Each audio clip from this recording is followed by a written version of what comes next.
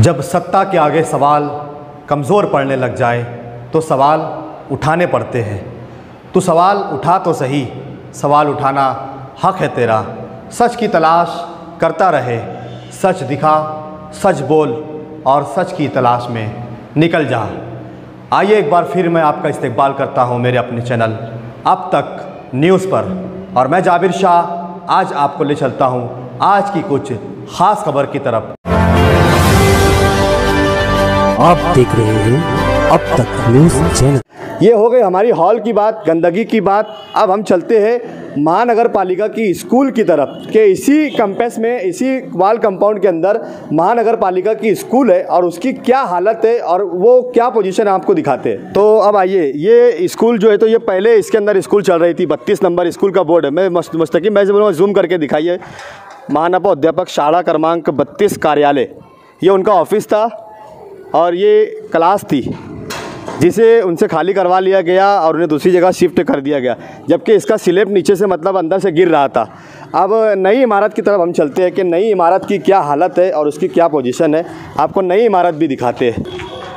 अब ये जो 32 नंबर और 68 number school Malegaon municipal corporation Urdu primary school number, ये मालेगांव महानपा के ज़ेर एहतमाम चलती है। लेकिन यहाँ पर जो मुरुम डाला गया है ये भी टीचरों ने अपने खर्च से, अपने ज़ाती पैसे से यहाँ पर मुरुम डाला। आपको जो ये शेड दिख रहा है ऊपर पत्थरों का, इस क्लास के ऊपर स्लैब था, लेकिन वो स्लैब गिर रहा था बच्चों के ऊपर। वो खतरादायक था, कभी भी गिर जाता, किसी की जान भी जा सकती थी। इसलिए टीचरों, इससे पहले जब एक स्लैब मतलब गिरा था तो एक बच्चे के ऊपर वो गिर गया था। ये अच्छा हुआ कि किसी की जान नहीं गई। लेकिन टीचरों को हम तारीफ़ करते हैं कि उन लोगों ने अपने ज़ाती खर्चे से स्लैब को तोड़वा कर इसके ऊपर पतरे डाले। और यहाँ पर जो खुला हुआ था पूरा मैदान जैसा था, इसके ऊपर भी उन लोगों ने पूरे पतरे यहाँ से लेकर वहाँ तक पूरा शेड बनाया। ऊपर झंडा लहराने के लिए पाइप का इंतज़ाम किया। और आगे जो आप पूरा जो पैक सिस्टम देख रहे हैं, ये भी पूरी तरीके से यहाँ पर जो टीचर जॉब करते हैं उन लोगों ने अपने जाती खर्चे से इसको संवारा है, सुधारा है और इसे रंग रौगट करने की भरपूर कोशिश उन लोगों ने की है। अब मैं ये चाहूँगा कि इस शहर के कमिश्नर साहब, मैं आपसे हाथ जोड़कर विनती करता हूँ, आप इस शहर के कमिश्नर हैं, प्रशासक राज है, ठीक है। आज से पहले कभी इस पर काम नहीं हुआ, प्राइमरी स्कूलों पर ध्यान नहीं दिया गया, तवज्जो नहीं दी गई। लेकिन अब मेहरबानी कर कर आप इस शहर की आवाम पर, इस शहर की जनता पर, इस शहर के गरीब मजदूर के बच्चों पर रहम करो और मालेगांव शहर की प्राइमरी स्कूलों को सुधारने के लिए एक बड़ा मखसूस फंड जो है तो इस पर खर्च किया जाए, ताकि गरीबों के बच्चे अच्छी स्कूल में तालीम हासिल कर सके।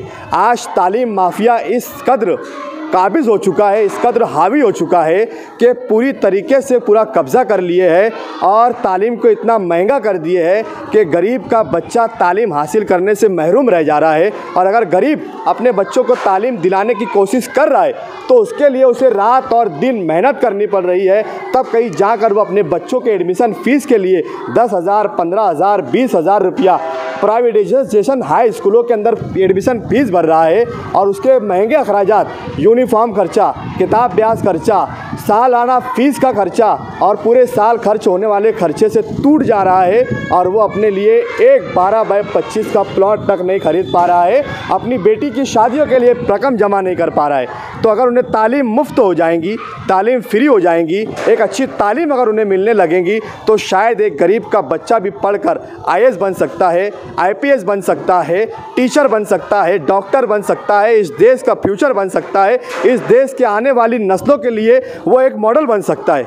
तो आप, हमारा ये मैसेज आप तक के लिए है, प्रशासन के लिए है, सरकार के लिए है। हम सरकार से विनती करते हैं कि अगर ये वीडियो हमारा उन तक पहुंचता है तो वो मालेगांव शहर की प्राइमरी स्कूलों की हालत के लिए इसमें सुधार लाइए।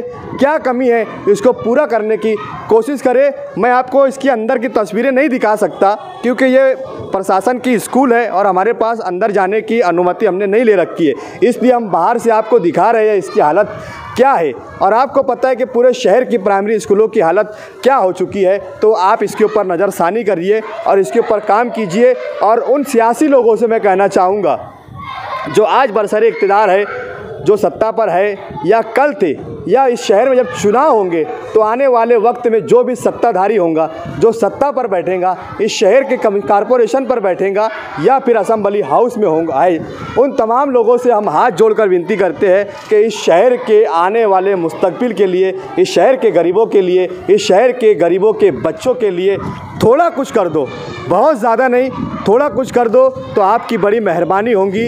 हम आपका एहसान मानेंगे, हम आपकी सराहना करेंगे। इतना ही कहकर मैं आपसे अलविदा लूँगा। फिर किसी नए मौजू के साथ आप देखते रहिए, जुड़े रहिए हमारे साथ ऐसी अनेक खबरों के साथ, अनेक मालूमात और अनेक सवालों के लिए अब तक न्यूज़ चैनल को सब्सक्राइब कीजिए। मैं जाबिर शाह आपके बीच फिर आऊँगा एक नए सवाल के साथ। जय हिंद।